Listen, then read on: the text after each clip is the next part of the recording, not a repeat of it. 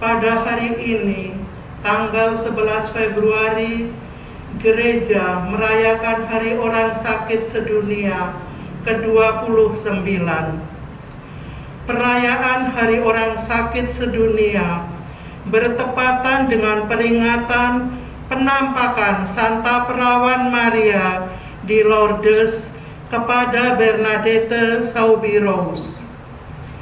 Hari ini menjadi sebuah kesempatan yang tepat untuk memberikan perhatian kepada mereka yang menderita sakit dan orang yang merawat mereka, baik di rumah sakit, komunitas, ataupun di rumah mereka.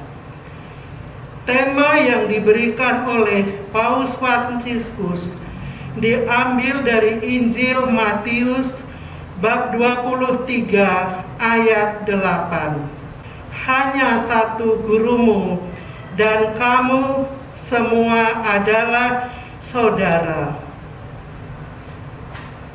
Bersama perayaan Ekaristi Suci, marilah kita menyanyikan dengan lagu pembuka.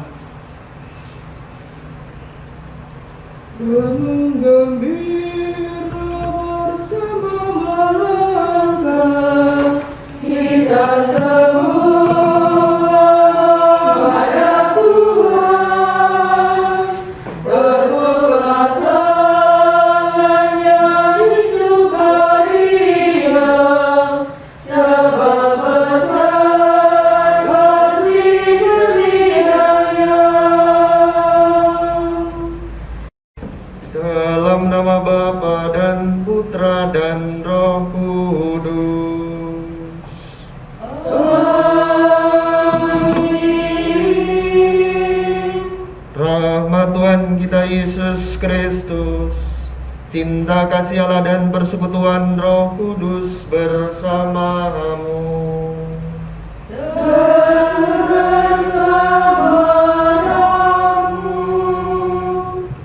Para suster, saudari-saudaraku yang terkasih, selamat pagi berkah dalam. Selamat pagi berkat dalam. Kita semua di sini di Klinik Pratama Pancasila, keluarga besar klinik ini bersama para suster FSCG, kita merayakan Hari Orang Sakit Sedunia yang ke-29.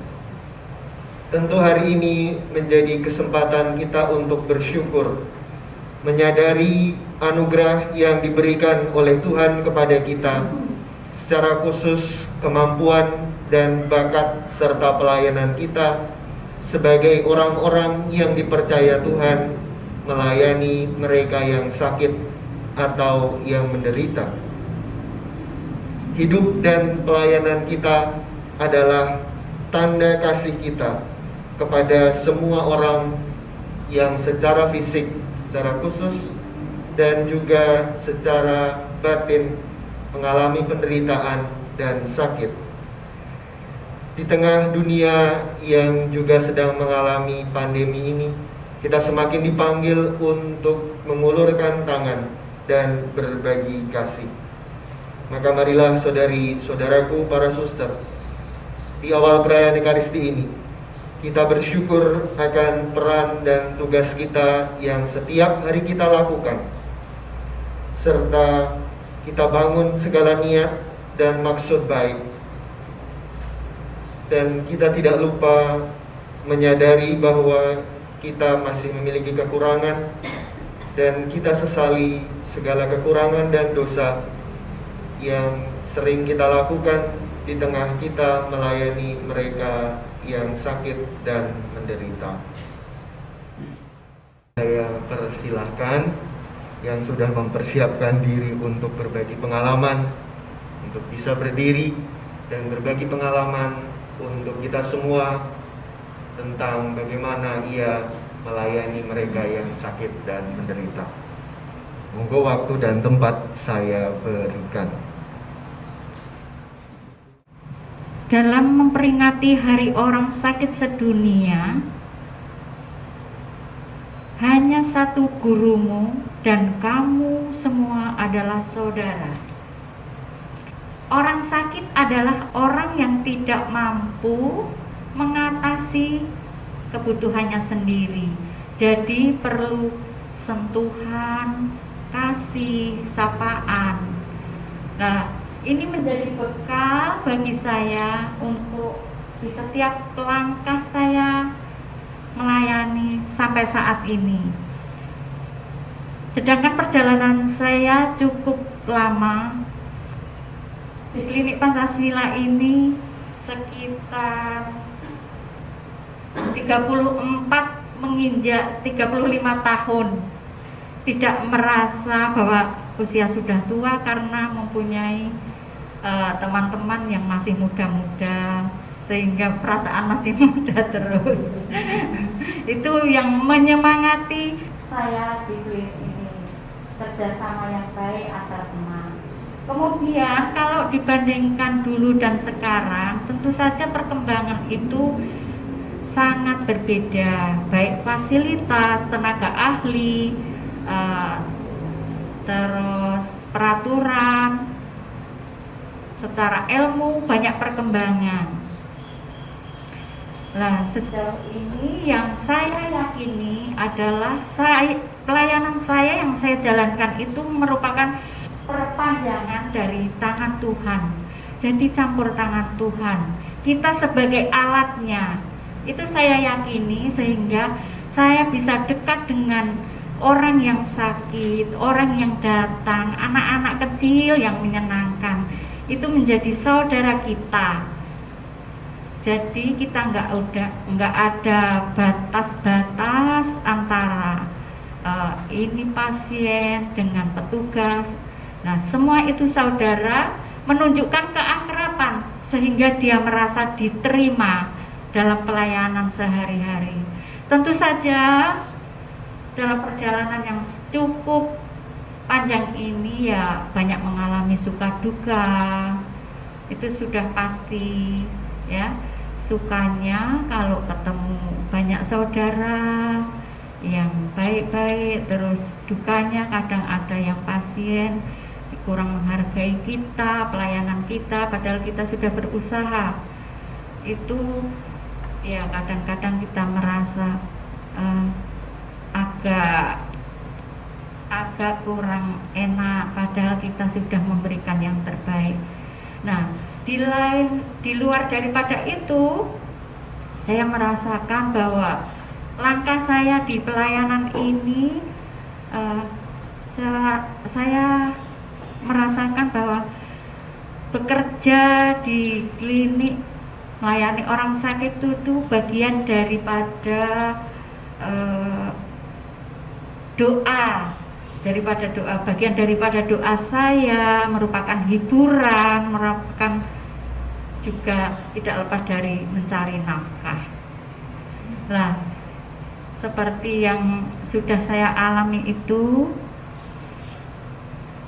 kemudian dengan pesatnya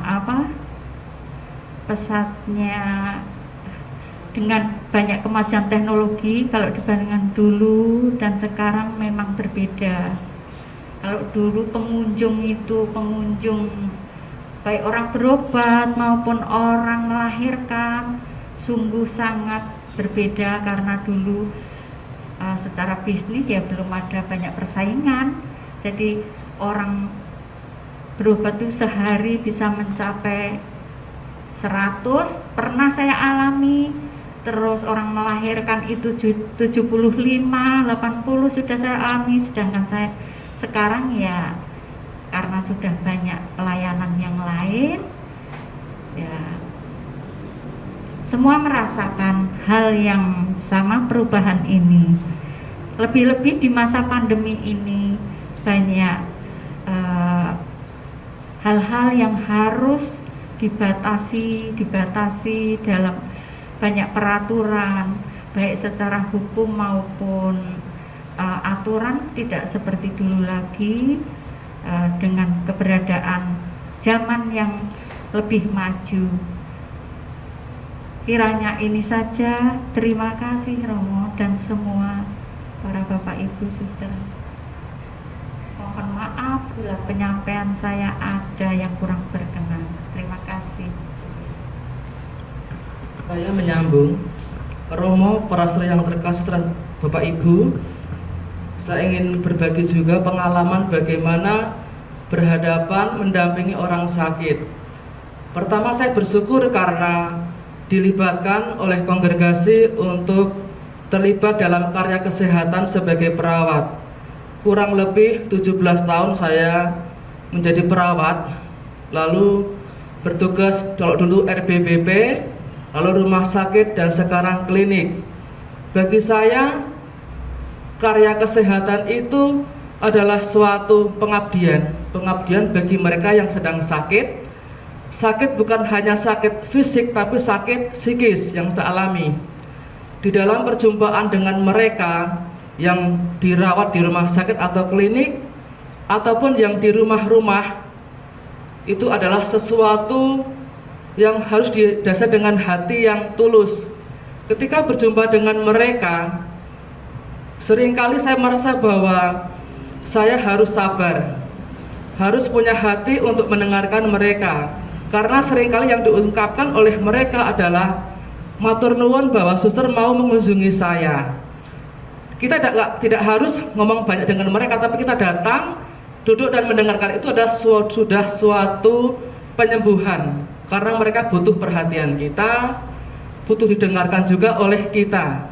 Maka bagi saya, ini adalah momen yang baik yang dicanangkan oleh Bapak Paus bahwa Hari Orang Sakit Dunia itu perlu kita hidupi. Karena memang sekarang ini kan pasti banyak orang sakit fisik dan sakit psikis. Apalagi dengan pandemi seperti ini, banyak orang yang mengalami kesulitan. Nah, seperti ini, lalu ketika kita di kesehatan, di klinik itu berjumpa dengan orang sakit, lalu kunjungan ke rumah atau home visit atau home care itu adalah aksi yang bagi saya itu menarik, karena kita datang ke rumah mereka dengan situasi yang mereka alami, mengerti bagaimana kondisi mereka butuh untuk didatangi, disapa, diperhatikan. Dan saya rasa ini adalah kesempatan yang baik, karena ada lagu mengatakan hati yang gembira adalah obat, apalagi saya lupa, pokoknya seperti itu. Maka kita mesti membangkitkan semangat mereka, meskipun sakit terminal, tidak ada harapan untuk sembuh, tapi kalau dia punya semangat, punya harapan, pasti akan meringankan penderitaan mereka. Fisik mungkin rapuh, tetapi semangat pasti punya kekuatan sehingga tidak merasakan sakit itu sebagai penderitaan yang hebat. Itu pengalaman saya, dan semoga hari ini Ekaristi ini sebagai mengawali kita untuk kegiatan kita hari ini. Nanti kita juga akan memberikan perhatian pada lansia yang di rumah, yang sakit di rumah dengan kunjungan, dan memberikan bingkisan yang tidak mahal, tapi semoga memberikan penghiburan bagi mereka. Juga lansia binaan kita akan kita kunjungi dengan memberikan perhatian bungkusan. Lalu pasien yang berobat jalan di klinik juga akan mendapatkan perhatian dalam bentuk kue. Itu semoga menjadi penghiburan bagi mereka, karena kita itu adalah tangan-tangan Tuhan yang diutus bagi mereka yang sakit. Ngaten, matur nuwun Romo. Terima kasih. Bila saya bertanya kepada Anda sekalian, apakah ada yang di sini belum pernah sakit? Sejak lahir sampai duduk saat ini pukul 7.30, apa ada yang belum pernah sakit? Jadi semua pernah mengalami sakit. Ini adalah pengalaman yang wajar sebagai manusia. Dan tadi seperti yang diutarakan oleh Ibu Kasim, pengalaman sakit merupakan sebuah pengalaman yang tidak mudah, karena pasti orang sakit butuh orang lain, ketika saya sakit, saya langsung lari ke tempat ini karena merasa butuh pertolongan. Tentu kalau anak Anda sakit, suami atau istri, orang tua, mertua Anda sakit, tidak pernah Anda membiarkan mereka sakit, karena tahu bahwa orang sakit tidak bisa menyembuhkan dirinya sendiri. Dan itu juga yang Anda alami ketika Anda sakit, entah pergi ke klinik, entah pergi ke rumah sakit, atau pergi ke siapapun yang bisa mengantar Anda ke klinik atau rumah sakit. Karena tidak bisa orang sakit menyembuhkan dirinya sendiri. Dan itulah pengalaman yang setiap hari kita lakukan. Merasa bahwa karena orang sakit tidak bisa menyembuhkan dirinya sendiri, maka seperti Suster Geno katakan, kita menjadi tangan-tangan Tuhan yang nyata untuk membantu mereka yang tidak bisa menyembuhkan sakitnya sendiri. Dalam pengalaman kita melayani orang lain, kita memberikan obat, dokter memberikan resep, para perawat sudah tahu caranya melayani pasien. Tetapi yang tidak bisa dilupakan adalah, kalau tadi Suster Geno mengatakan tidak banyak berkata-kata, diam dan mendengarkan apa yang menjadi keluhan atau rasa sakitnya, tentu menuntut dari kita semua pelayanan yang murah hati. Tentu profesional sebagai seorang dokter, perawat, staf administrasi, tenaga kesehatan. Tetapi pelayanan yang dengan hati, pelayanan di mana saya mau percaya kepadanya sehingga pasien pun percaya kepada saya. Aspek relasi yang tidak bisa dilupakan. Tentu kita semua di tempat ini sekarang perlu mohon kepada Bunda Maria yang juga menampakkan dirinya kepada saudari-saudara kita yang ada di Lourdes. Dan kita mohon supaya kita di tempat ini, secara khusus di Klinik Pratama Pancasila di Batu Retno ini, kita mohon agar kita semakin mampu menjadi tangan-tangan Tuhan yang efektif. Orang-orang Kristiani yang mau bertindak, bukan hanya berkata-kata. Dan semoga pelayanan kita semakin meluas untuk mereka yang tidak hanya beragama Kristiani, sehingga sesama kita, masyarakat, semakin mampu melihat kita sebagai orang-orang yang percaya kepada Kristus dan penuh dengan kasih persaudaraan. Tuhan memberkati usaha kita, keinginan kita, dan segala niat baik kita sebagai para tenaga kesehatan di Klinik Pancasila ini.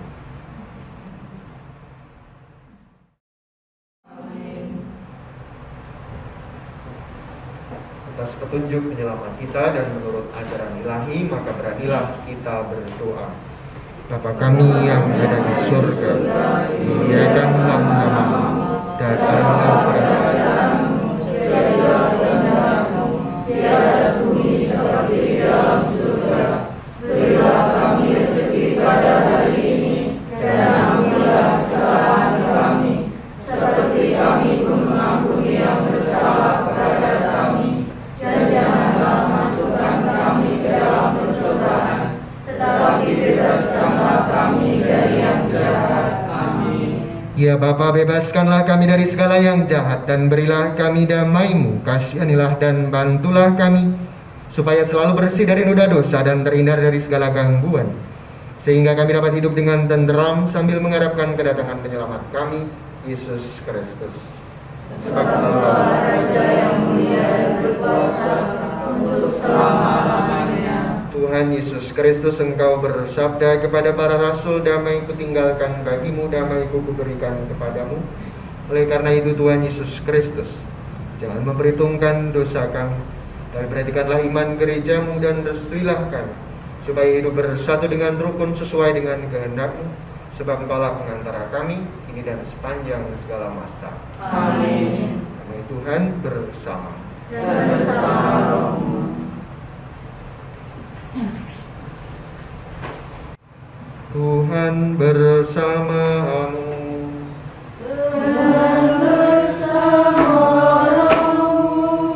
Semoga saudara sekalian diberkati oleh Allah yang Maha Kuasa, Bapa dan Putera dan Roh Kudus. Amin. Saudara sekalian, perayaan Ekaristi sudah selesai. Syukur kepada Allah. Marilah pergi kita diutus. Amin.